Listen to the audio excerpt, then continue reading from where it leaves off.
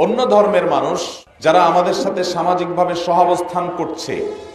একই দেশের নাগরিক, পাশাপাশি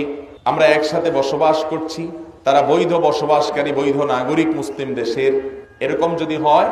তাহলে এই মানুষগুলোর অধিকার হলো তাদের বেঁচে থাকার অধিকার, তাদের জীবনের অধিকার।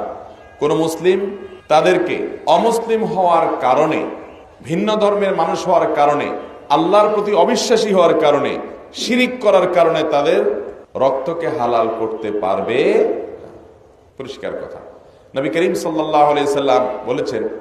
কোন মুসলিম যদি অন্য ধর্মের মানুষ যারা মুসলমান দেশে অনুমতি নিয়ে এসেছে, ভিসা নিয়ে এসেছে, কিংবা মুসলমানদের সাথে চুক্তিবদ্ধ, তারা শান্তিপূর্ণভাবে বসবাস করবে, বৈধ নাগরিক, তাহলে সেক্ষেত্রে এরকম কোন ভিন্ন ধর্মের মানুষকে যদি, মুআহাদকে, জিম্মিকে যদি কেউ হত্যা করে অমুসলমান হওয়ার কারণে, নবী করিম সাল্লাল্লাহু আলাইহি সাল্লাম বলেছেন,